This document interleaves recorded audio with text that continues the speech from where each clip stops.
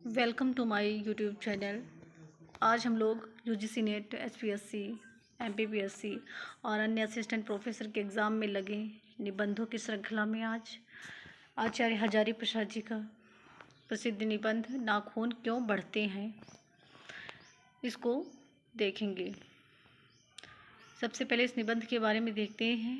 नाखून क्यों बढ़ते हैं निबंध के लेखक हैं आचार्य हजारी प्रसाद द्विवेदी जी। और निबंध की श्रेणी क्या है? नाखून क्यों बढ़ते हैं निबंध आत्मपरक ललित निबंध है। नाखून क्यों बढ़ते हैं निबंध कल्पलता काव्य संग्रह में संकलित है। नाखून क्यों बढ़ते हैं इसकी हम लोग रीडिंग लाइन बाय लाइन करते हैं। कौन से तथ्य इम्पॉर्टेंट हैं, कौन सी लाइन इम्पॉर्टेंट है, क्योंकि अब नेट के एग्ज़ाम में लाइन को भी क्रम से लगाने के लिए पूछ लेते हैं, इसलिए हमें पूरे निबंध को लाइन बाय लाइन पढ़ना ज़रूरी हो जाता है।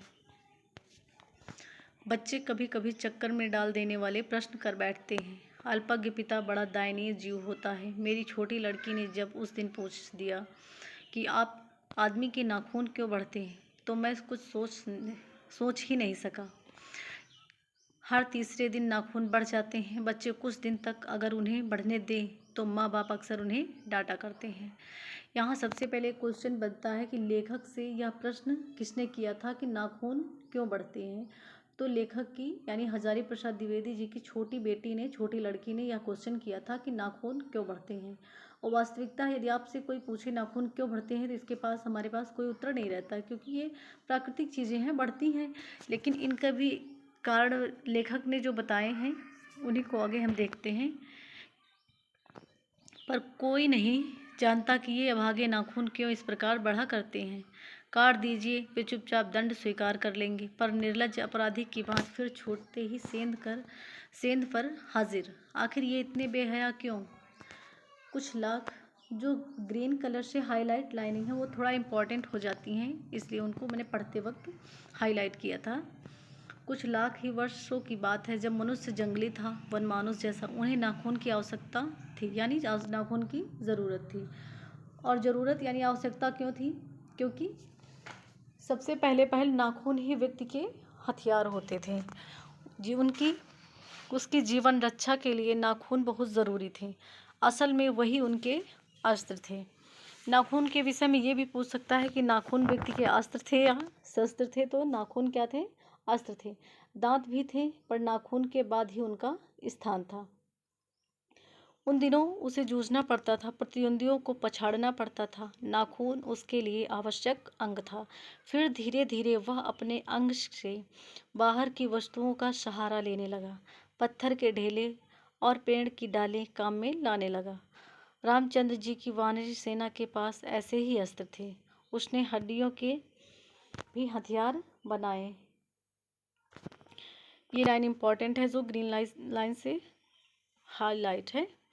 इन हड्डी के हथियारों से सबसे मजबूत और सबसे ऐतिहासिक था देवताओं के राजा का वज्र, जो दधीच मुनि की हड्डियों से बना था। मतलब सबसे मजबूत हड्डियों से बना हुआ हथियार, ऐतिहासिक और मजबूत हथियार कौन सा? दधीच मुनि की हड्डियों से बना हुआ वज्र था। मनुष्य और आगे बढ़ा। उसने धातु के हथियार बनाने। जिसके पास लोहे के शस्त्र और अस्त्र थे वे विजयी हुए। देवताओं के राजा तक को मनुष्यों के राजा से इसीलिए सहायता लेनी पड़ती थी कि मनुष्यों के राजा के पास लोहे के अस्त्र थे। जैसे हम लोग अभिज्ञान शाकुंतलम पढ़ते हैं तो उसमें भी लिखा था कि जो राजा दुष्यंत थे वो इंद्र के ऊपर जब असुरों ने आक्रमण किया था तो उनकी मदद करने के लिए दुष्यंत गए थे। तो वही चीज़ यहाँ दिखाया गया कि देवताओं को भी मनुष्य के हथियार इतने मॉडर्न थे कि उन्हें आवश्यकता पड़ जाती। असुरों के पास अनेक विद्याएं थी पर लोहे के अस्त्र नहीं थे। यानी असुरों के पास विद्याएं बहुत सारी थी लेकिन लोहे के अस्त्र नहीं थे। शायद घोड़े भी नहीं थे। आर्यों के पास ये दोनों चीज़ें थी। आर्य विजयी हुए। फिर इतिहास अपनी गति से बढ़ता गया। ये लाइन इंपॉर्टेंट है कि नाग हारे, सुपर्ण हारे, यक्ष हारे, गंधर्व हारे, असुर हारे, राक्षस हारे, लोहे के अस्त्रों ने बाजी मार ली। लोहे के अस्त्रों से यहाँ तात्पर्य है कि मनुष्य जाति ने इन सभी जातियों के ऊपर अपनी बाजी मार ली, इन सभी जातियों को परास्त कर दिया। इतिहास आगे बढ़ा। पतीले वाले बंदूकों ने यानी पलीते वाली बंदूकों ने कारतूसों ने, तोपों ने, बमों ने, बमवर्धक वायुयानों ने इतिहास को किस कीचड़ भरे घाट तक घसीटा है? यह सबको मालूम है। नखधर मनुष्य अब एटम बम पर भरोसा करके आगे की ओर चल पड़ा है, पर उसके नाखून अब भी बढ़ रहे हैं। यानी जो मनुष्य की एक पाश्विक प्रवृत्ति थी वह खत्म नहीं हुई है। नाखून बढ़ना क्या है? पाश्विक प्रकृति का घोतक है। नखधर मनुष्य अब एटम बम पर भरोसा करके आगे की ओर चल पड़ा है, पर उसके नाखून अब भी बढ़ रहे हैं। यानी उसमें जो गुण थे, प्राकृतिक गुण थे, वह घटे नहीं है। अब भी प्रकृति मनुष्य के उसके भीतर अस्त्र से वंचित नहीं कर रही, यानी उन्हें याद दिला रही है। अब भी वह याद दिला देती है कि तुम्हारे नाखून को भुलाया नहीं जा सकता। तुम वही लाख वर्ष पहले के नख दंतावलंबी जीव हो, पशु के साथ एक ही सतह पर विचरने वाले और चढ़ने वाले। ततः किम, यानी तो क्या? मैं हैरान होकर सोचता हूँ कि मनुष्य आज अपने बच्चों को नाखून न काटने के लिए डांटता है। किसी दिन कुछ थोड़े लाख वर्ष पूर्व अपने बच्चों को नाखून नष्ट करने पर डांटता रहा होगा। ऐसा क्यों? लेखक ने कहा, वर्तमान समय में नाखून के अतिरिक्त भी लोगों के पास बचाव के लिए अनेक साधन हैं, लेकिन तब साधन क्या होते थे? सिर्फ नाखून। तो वर्तमान समय के लोग अपने बच्चों को नाखून न काटने के लिए डांटते हैं, और जो पिछले समय प्राचीन काल के लोग थे वह नाखून नष्ट करने पर, यानी नाखून काटने पर बच्चों को डांटते कि तुमने नाखून को क्यों नष्ट कर दिया, कैसे बाहरी जीव जंतुओं से बचाव किया जाएगा। लेकिन प्रकृति है कि वह अब भी नाखून को जिलाए जा रही है, और मनुष्य है कि वह अब भी उसे काटे जा रहा है। मनुष्य को प्रकृति याद दिला रही है उसकी पाश्विक प्रवृत्ति की, लेकिन मनुष्य उससे उबरना चाहता है, यानी उससे दूर जा रहा है। वे कमबख्त रोज बढ़ते हैं, क्योंकि वे अंधे हैं, नहीं जानते कि मनुष्य को इससे कोटि कोटि गुना शक्तिशाली अस्त्र मिल चुका है। मुझे ऐसा लगता है कि मनुष्य अब नाखून को नहीं चाहता है।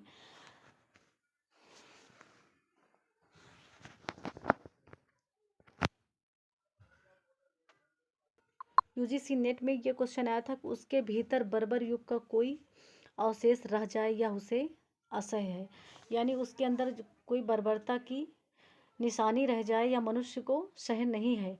लेकिन यह कैसे कहूँ, नाखून काटने से क्या होता है? मनुष्य की बर्बरता घटी कहाँ है? वह तो दिन ब दिन बढ़ती जा रही है। जो प्रवृत्ति है वह क्या है? बढ़ती जा रही है। मनुष्य के इतिहास में हिरोशिमा का हत्याकांड बार बार थोड़े ही हुआ है। यह तो उसका नवीनतम रूप है। नवीनतम रूप क्या है? हिरोशिमा पर जब अमेरिका ने एटम बम डाले थे, वो उसकी यहाँ पे झलक दिखाई दे रही है। मैं मनुष्य के नाखून की ओर देखता हूँ तो कभी कभी निराश हो जाता हूँ। ये उसकी भयंकर पाशवी वृत्ति के जीवन प्रतीक हैं, यानी उसके अंदर पशुता की प्रतीक हैं। कौन? नाखून। मनुष्य की पशुता को जितनी बार भी काट दो, वरना वह मरना नहीं जानती। जो मनुष्य की पार्श्विक प्रवृत्ति है वह जा नहीं रही, उसको वह नष्ट करना चाहता है, लेकिन वह जाती नहीं है। कुछ हजार साल पहले मनुष्य के नाखून को सुकुमार विनोदों के लिए उपयोग में लाना शुरू किया गया। वात्सायन के कामसूत्र से पता चलता है कि आज से 2000 वर्ष पहले भारतवासी नाखून को जम के संवारता था। यह क्वेश्चन भी एक बार बना था कि वात्सायन के कामसूत्र से पता चलता है, तो वात्सायन की जगह पे वाल्मीकि दिए था। तो कामसूत्र रचना नहीं दिया था, सिर्फ इतना दिया था, वाल्मीकि की रचना से पता चलता है कि 2000 वर्ष पहले भारतवासी नाखूनों को जम के संवारता है। यह वाक्य सही और गलत के कथन में था, लेकिन वाल्मीकि के नहीं है। वात्सायन के कामसूत्र से पता चलता है कि आज से 2000 वर्ष पहले का भारतवासी नाखून को जम के संवारता था। उनके काटने की कला काफ़ी मनोरंजक बताई जाती है। त्रिकोण, वर्तुलाकार, चंद्राकार, दंतुल आदि विविध आकृतियों के नाखून उन दिनों विलासी नागरिकों के न जाने किस काम आया करते थे। किस किस तरह से नाखून काटे जाते थे ये भी याद रखना। त्रिकोण, वर्तुलाकार, चंद्राकार और दंतुल, ये 4 प्रकार के नाखून काटने की डिजाइन कब थी? 2000 वर्ष पूर्व। उनको शिक्षतन, मोम और अलतक, यानी जो है आलता, जो लाल कलर का लगाया जाता है, इससे यत्न पूर्वक रगड़ कर लाल और चिकना बनाया जाता था। गौड़ देश के लोग उन दिनों बड़े बड़े नखों को पसंद करते थे और दक्षिणात लोग छोटे नखों को। यह क्वेश्चन भी एक बार बना था कि गौड़ लोग किस तरह के नाखून पसंद करते हैं, तो बड़े बड़े नखों को, और दक्षिणात्य लोग छोटे नाखूनों को। अपनी अपनी रुचि है देश की भी और काल की भी, लेकिन समस्त अधोगामिनी वृत्तियों की ओर नीचे खींचने वाली वस्तुओं को भारतवर्ष ने मनुष्योचित बनाया है। यह बात चाहूँ भी तो भूल नहीं सकता। यानी मनुष्य ने ही सभी को मनुष्योचित बनाया है भारतवर्ष में। मानव शरीर का अध्ययन करने वाले प्राण विज्ञानियों का निश्चित मत है कि, ये क्वेश्चन एक बार आया था कि मानव शरीर का अध्ययन करने वाले प्राण विज्ञानियों का, ये लाइन आई थी दिसंबर 2024 में। निश्चित मत है कि मानव चित्त की भांति मानव शरीर में भी बहुत सी अभ्यासजन्य सहज वृत्तियां हैं, दीर्घ काल तक उनकी आवश्यकता रही है।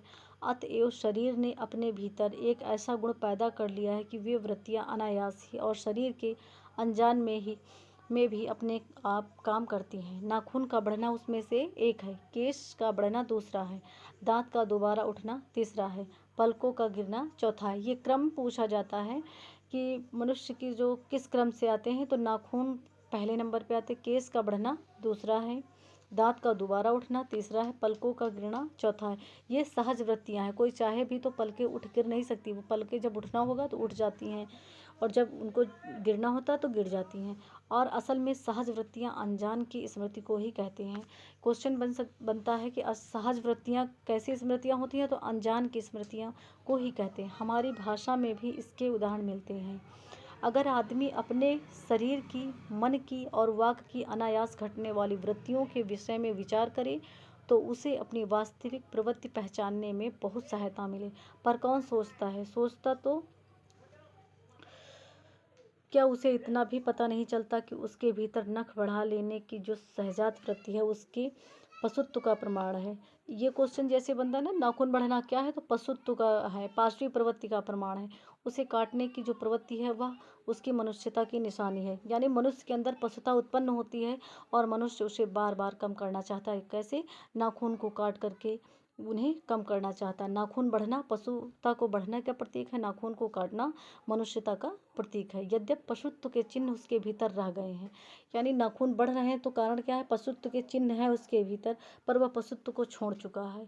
उसको काटने की वजह से कहा गया कि वो पशुत्व को छोड़ चुका, पशु बनकर वह आगे नहीं बढ़ सकता, उसे कोई और रास्ता खोजना चाहिए। अस्त्र बढ़ाने की प्रवृत्ति मनुष्यता की विरोधनी है। जो अस्त्र शस्त्र बढ़ाने की प्रवृत्ति है कि हमारे पास इतने एटम बम हो, इतनी ज़्यादा सुविधाएं हो, तो यह किसका प्रतीक? लेखक के अनुसार ये मनुष्यता की विरोधनी है, यानी पशुता की प्रतीक है। ये मनुष्यता की प्रतीक नहीं है। इनसे क्या है? विध्वंस होता है, नष्ट होता है, नाश पृथ्वी का होता है, और जिस चीज़ों से नाश हो वह चीज़ें पशुता की ही प्रतीक मानी जाएंगी।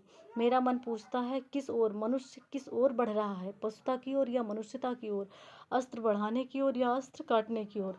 आप स्वयं इस बात को मनन करके सोचिए, क्या मनुष्य अपने जो अस्त्र हैं उनको घटा रहा है या बढ़ा रहा है? तो हर देश यही चाहता है कि उसके देश में जो संसाधन है, कौन से संसाधन? युद्ध के संसाधन अधिक से अधिक हों, और युद्ध के संसाधनों को अधिक से अधिक बढ़ाना लेखक के अनुसार क्या है? पशुता के प्रतीक है। मेरी निर्बोध बालिका ने मानो मनुष्य जात से ही प्रश्न कर दिया। निर्बोध बालिका लेखक की जो छोटी पुत्री ने लेखक से प्रश्न किया था कि नाखून क्यों बढ़ते हैं। बच्चों के सहज ये प्रश्न है, लेकिन इस सहज प्रश्न का उत्तर किसी के पास तुरंत बच्चे को देने के लिए नहीं है। जिन चीज़ों का लेखक ने विस्तार पूर्वक विचार पूर्वक विवेचन भी किया है वह बालिका की समझ से भी बाहर है। बालिका को कोई सटीक और सरल उत्तर चाहिए था। लेखक यही कह रहा है कि बालिका ने मेरी जो प्रश्न किया है वह समस्त मनुष्य जात से प्रश्न किया। जानते हो नाखून क्यों बढ़ते हैं? यह हमारी पशुता के अवशेष है। मैं भी पूछता हूँ, जानते हो ये अस्त्र शस्त्र क्यों बढ़ रहे हैं? ये हमारी पशुता की निशानी है। जो हम जो अस्त्र शस्त्र बढ़ रहे हैं ये क्या है? पशुता की निशानी है।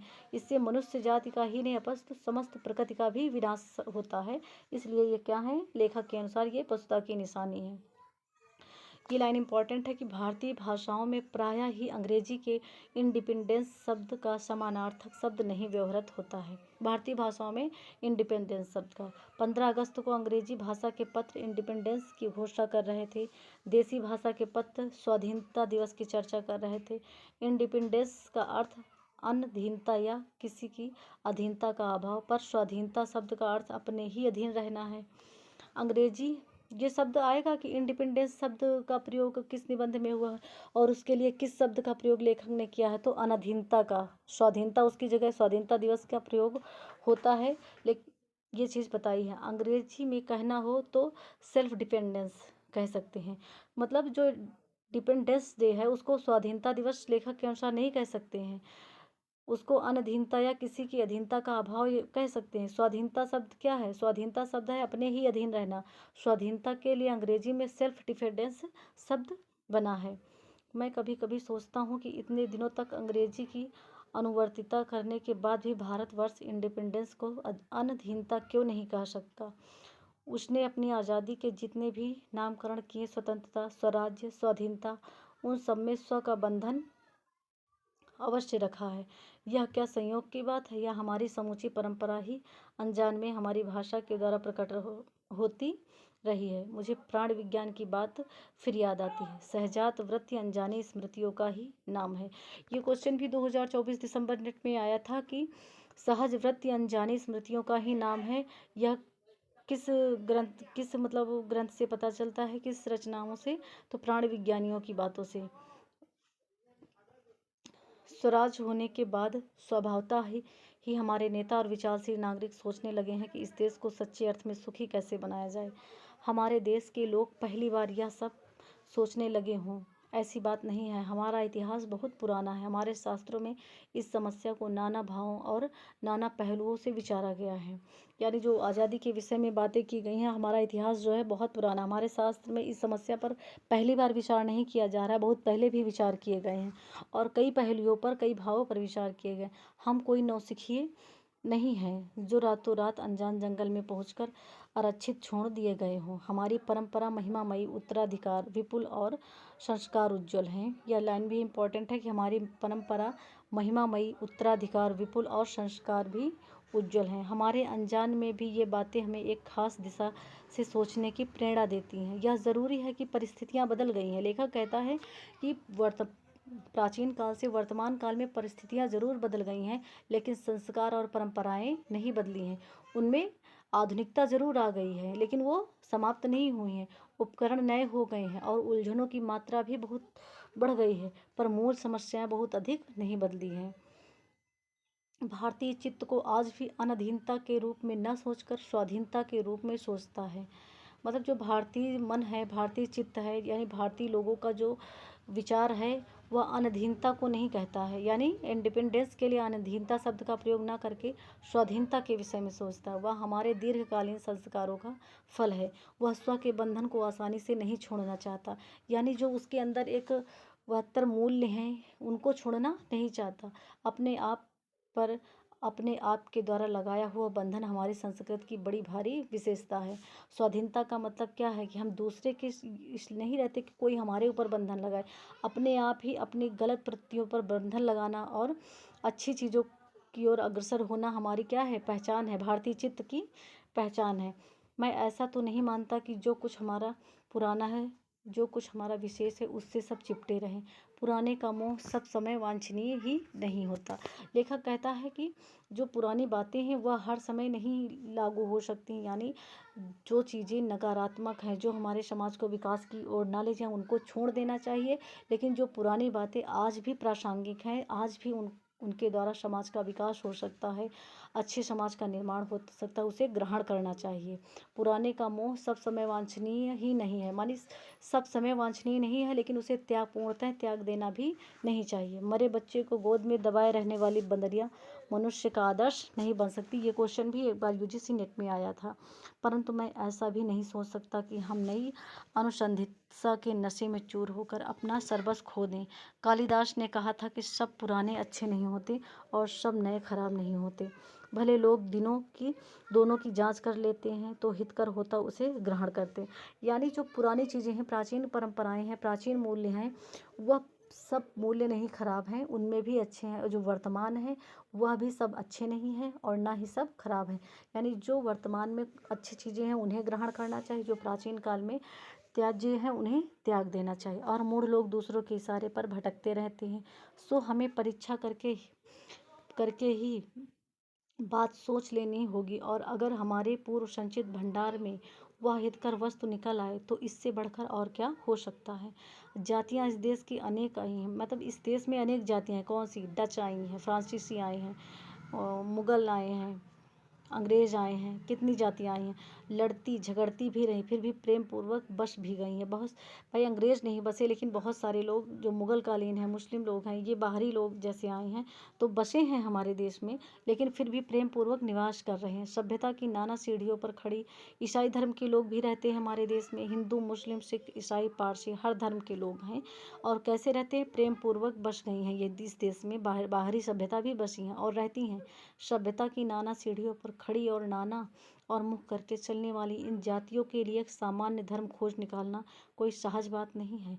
भारतवर्ष के ऋषियों ने अनेक प्रकार से इस समस्या को सुलझाने की कोशिश की है, पर एक बात उन्होंने लक्ष्य की है कि समस्त वर्णों और समस्त जातियों का एक सामान्य आदर्श है, वह है अपने ही बंधनों से अपने को बांधना। यानी कि जो हमारी गलत प्रवृत्तियां हैं, हमारे मूल्य हैं, उनको हमें स्वयं समझना पड़ेगा, किसी दूसरे के द्वारा समझाई न जाए। वह अपने आप पर ही अपने आप पर बंधन लगाया जाए। मनुष्य पशु से किस बात से में भिन्न है? आहार निद्रा आदि पशु सुलभ स्वभाव उसके ठीक वैसे ही हैं। यानी जैसे आहार निद्रा मनुष्य करता वैसे पशु भी करते हैं, जैसे अन्य प्राणियों के हैं, लेकिन वह फिर भी पशु से भिन्न है। उसमें संयम है, दूसरे के सुख दुख के प्रति संवेदना है, श्रद्धा है, तप है, त्याग है। यह मनुष्य के स्वयं के उद्भावित बंधन है। बंधन क्यों है? कोई गलत काम है तो व्यक्ति उस तरफ ना बढ़ के स्वयं पर संयम रखता है। जब कोई दुखी होता है तो संवेदना प्रकट करता है, किसी के ऊपर श्रद्धा रखता है, तब करता है, त्याग करने योग्य चीज़ पर त्याग करता है। मनुष्य के स्वयं के उद्भावित ये अपने द्वारा स्वयं पर लगाए हुए बंधन क्या है? यही सब है। इसीलिए मनुष्य झगड़े टंटे को अपना आदर्श नहीं मानता। मनुष्य गुस्से में आकर चढ़ दौड़ने वाले अविवेकी को बुरा समझता है और वचन मन और शरीर से किए गए असत्य आचरण को गलत आचरण मानता है। यह किसी भी जाति या वर्ण या समुदाय का धर्म नहीं है। क्या चीज़ें? वचन मन और शरीर से किए गए असत्य आचरण, जो असत्य आचरण होते हैं वह किसी भी तरह से जाति या वर्ण या समुदाय के लिए धर्म नहीं हो सकती, यानी उन्हें ग्रहण करने योग्य नहीं हो सकती। यह मनुष्य मात्र का धर्म है। महाभारत में इसीलिए निर्वैर भाव, सत्य और अक्रोध को सब वर्णों का सामान्य धर्म कहा गया है। इतना भी पूछ सकता है कभी कभी एग्जाम में कि निर्वैर भाव, असत्य और अक्रोध को सब वर्णों का सामान्य धर्म किस ग्रंथ में कहा गया है? तो महाभारत में कहा गया है। आगे हम लोग देखते हैं। एतद्धि त्रियतम श्रेष्ठम सर्वभूतेषु भारत निर्वैरता महाराज सत्यम क्रोध एव च। अन्यत्र इसमें निरंतर दानशीलता को भी गिनाया गया है। अनुशासन 120:10 ये ग्रंथ किसी अनुशासन नामक ग्रंथ में किस पेज नंबर पे दिए हैं वो चीज़ दिखा रहे हैं। गौतम ने ठीक ही कहा था कि मनुष्य की मनुष्यता यही है कि वह सबके सुख दुख को सहानुभूति के साथ देखता है। यह आत्मनिर्मित बंधन ही मनुष्य को मनुष्य बनाता है। यह कथन किसका है? गौतम का। क्या है? मनुष्य की मनुष्यता यही है कि वह सबके सुख दुख को सहानुभूति के साथ देखता है।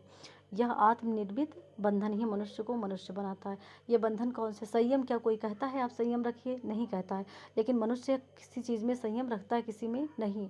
जैसे आप ही किसी एग्ज़ाम की तैयारी कर रहे हैं, बहुत सारी नई चीज़ें आती हैं, जैसे फिल्में आती हैं, सीरियल्स आते हैं और कई चीज़ें हैं, लेकिन हम अपने मन पर संयम रख के पढ़ाई करते हैं। क्या इच्छा नहीं होती व्यक्ति की ये चीज़ें देखने जाएं, पार्क घूमने जाएं, कहीं जाएं? तो क्या है? ये संयम है, ये स्वयं पर लगाया गया स्वयं पर ही बंधन है। तो ये मनुष्य को मनुष्य बनाती हैं। अहिंसा, सत्य और अक्रोध मूलक धर्म का मूल उत्स यही है। मुझे आश्चर्य होता है कि अनजान में भी हमारी भाषा में यह भाव कैसे रह गया है। लेकिन मुझे नाखून बढ़ने पर आश्चर्य हुआ था। अज्ञान सर्वत्र आदमी को पछाड़ता है और आदमी है कि सदा उससे लोहे लेने के लिए कमर कसे है, यानी लोहा लेने को कमर कसे हुए हैं। मनुष्य को सुख कैसे मिलेगा? बड़े बड़े नेता कहते हैं वस्तुओं की कमी है और मशीन बैठाओ और उत्पादन बढ़ाओ और धन की वृद्धि करो और बाह्य उपकरणों की ताकत बढ़ाओ। एक बूढ़ा कहता है, यहाँ बूढ़ा किसे कहा गया है? ये चीज़ याद रखना। एक बूढ़ा कहता है, यानी यहाँ पर महात्मा गांधी जी को कहा गया है। इन बातों से ही पता लगता है कि महात्मा गांधी जी को यहाँ पर बूढ़ा कह के संबोधित किया गया है। एक बूढ़ा कहता था, बाहर नहीं भीतर की ओर देखो, हिंसा को मन से दूर करो, मिथ्या को हटाओ, क्रोध और द्वेष को दूर करो, लोक के लिए कष्ट सहो, आराम की बात मत सोचो, प्रेम की बात सोचो, आत्मतोषण की बात सोचो, काम करने की बात सोचो। उसने कहा था प्रेम ही बड़ी चीज है, क्योंकि वह हमारे भीतर है। उत्श्रृंखलता पशु की प्रवृत्ति है, स्व का बंधन मनुष्य का स्वभाव है। यह कथन किसका है? उस बूढ़े का जिसकी इसमें चर्चा की गई है। लेकिन जो हिंसा को मन से दूर करो, मिथ्या को हटाओ, ये सारी चीज़ें किस बूढ़े व्यक्ति की ओर इशारा कर रही हैं? महात्मा गांधी जी की ओर। तो बूढ़े की बात अच्छी लगी या नहीं पता नहीं, उसे गोली मार दी गई। आदमी के नाखून बढ़ने की प्रवृत्ति ही हावी हुई है।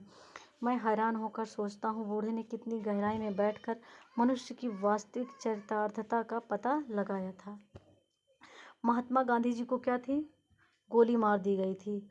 और जो गोली मारी गई थी, उस जिस व्यक्ति ने गोली मारी थी, नाथूराम गोडसे जी ने गोली मारी थी, तो जो गोली मारी गई थी तो वह व्यक्ति की पार्श्विक प्रवृत्ति का ही प्रमाण है। मनुष्य के अंदर जब तक पशुता नहीं जगेगी तब तक वह हिंसात्मक कार्य नहीं कर सकता। उसके अंदर क्या है? पशुता हावी हो गई, उसके अंदर मनुष्यता दब गई, तभी उसी ने महात्मा जी को गोली मारी। ऐसा कोई दिन आ सकता है जबकि मनुष्य के नाखून का बढ़ना बंद हो जाए? अर्थात नहीं बंद हो सकते। मनुष्य में पार्श्विक प्रवृत्ति आती रहेगी, लेकिन मनुष्य को स्वयं उस पार्श्विक प्रवृत्ति को अपने से दूर हटाना होगा। प्रलोभन बहुत सारे आते रहेंगे, लेकिन उनसे क्या है? दूर रहना है। प्राणी शास्त्रियों का ऐसा अनुमान है कि मनुष्य का अनावश्यक अंग उसी प्रकार झड़ जाएगा जिस प्रकार उसकी पूंछ झड़ गई है। लेखक फिर कहता है कि मनुष्य को निराश नहीं होना, उसकी पार्श्विक प्रवृत्ति उसी प्रकार जो मनुष्य का अनावश्यक अंग है। जैसे कहते हैं प्राचीन काल में मनुष्य की पूंछ होती थी, तो लेखक कहता है कि मनुष्य का अनावश्यक अंग उसी प्रकार झड़ जाएगा जिस प्रकार से उसकी पूंछ झड़ गई। उस दिन मनुष्य की पशुता भी लुप्त हो जाएगी, अर्थात नाखून का बढ़ना भी बंद हो जाएगा। शायद उस दिन वह मारणा शास्त्रों का प्रयोग भी बंद कर देगा। यानी जो ये शस्त्र एक दूसरे को मारने के लिए बनाए जा रहे हैं, नए नए मशीनीकरण के द्वारा प्रयोग किए जा रहे हैं, इनका भी काम बंद हो जाए। क्योंकि जब मनुष्य में पशुता नहीं होगी तो एक दूसरे से लड़ाई वैर झगड़ा नहीं होंगे, प्रेम होगा, सहभाव होगा और व्यक्ति में मनुष्यता होगी। तब तक इस बात से छोटे बच्चों को परिचित करा देना वांछनीय जान पड़ता है कि नाखून का बढ़ना मनुष्य के भीतर की पशुता की निशानी है। उसे नहीं बढ़ने देना मनुष्य की अपनी इच्छा, अपना आदर्श है। यानी मनुष्य के अंदर नाखून बढ़ते रहेंगे, पशुता आती रहेगी, लेकिन उन्हें बार बार काट देना उसके अंदर मनुष्यता का प्रतीक है। बृहत्तर जीवन में रोकना मनुष्यता का तगाजा है। मनुष्य के जो मूल्य हैं उनको रखना अपने पास मनुष्यत्व का तगाजा है। मनुष्य में जो घृणा है, जो अनायास बिना सिखाए आ जाती है, यानी मनुष्य को घृणा करना कोई सिखाता है, ईर्ष्या करना कोई सिखाता है, निंदा करना कोई सिखाता है, ये बातें कोई नहीं सिखाता। ये क्या है? ये अनायास ही उसमें आ जाती है। वह पशुत्व का घोतक है। अपने को संयत रखना, दूसरे के मनोभावों का आदर करना मनुष्य का स्वधर्म है, यानी अपना धर्म है। वह इनको कर भी सकता है और नहीं भी कर सकता। यदि वह इनका पालन कर रहा है तो उसके अंदर मनुष्यता के गुण हैं, यदि इनका त्याग कर रहा है तो उसके अंदर भी पशुत्व हावी हो गया है।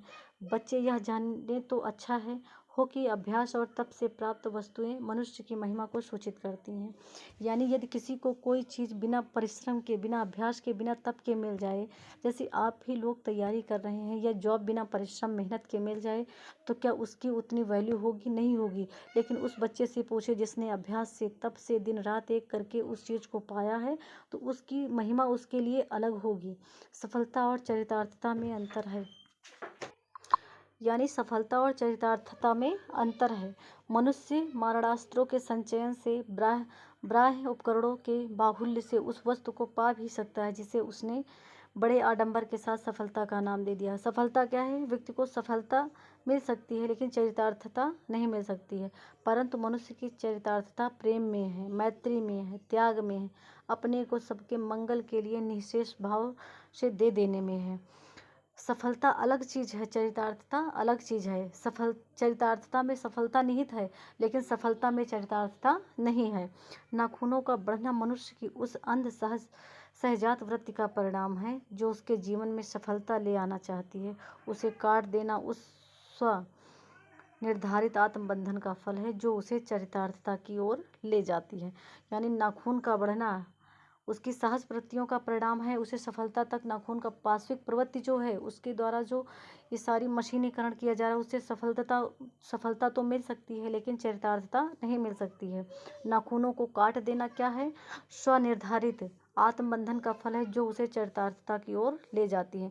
यानी मनुष्य को सफल चरितार्थता के साथ सफल होना है, उसे गलत इरादों से नहीं होना। नाखून बढ़ते हैं तो बढ़ें, मनुष्य उन्हें बढ़ने नहीं देगा। अंत में लेखक आशावादी दृष्टिकोण से कहते हैं कि मनुष्य नाखून बढ़ते हैं तो बढ़ें, यानी मनुष्य के अंदर पार्श्विक प्रवृत्ति बढ़ती है तो बढ़े, मनुष्य उन्हें बढ़ने नहीं देगा। मनुष्य लेकिन अपने ऊपर पार्श्विक प्रवृत्ति को हावी नहीं होने देगा, बढ़ने नहीं देगा। जितनी बार वो बढ़ेंगे पशुत्व बढ़ेगा, उतनी बार मनुष्यता उन पशुत्व को काट कर फेंक देगी। ये हमारा निबंध नाखून क्यों बढ़ते हैं समाप्त हो गया। इसमें जो भी महत्वपूर्ण बिंदु थे उनको मैंने टिक कर किया है, यानी आपको बताया है। ग्रीन कलर से हाईलाइट भी हैं, जैसे क्वेश्चन बनते हैं लगभग इसी क्वेश्चन बनते हैं। और कोई भी क्वेश्चन इस अगर नाखून क्यों बढ़ते हैं लेसन से आएगा तो बाहर जा ही नहीं सकता, क्योंकि हमने पूरे लेसन की रीडिंग की है और बाकायदे सही से रीडिंग की। कोई भी डाउट्स हो तो कमेंट में ज़रूर कीजिएगा। Thank you.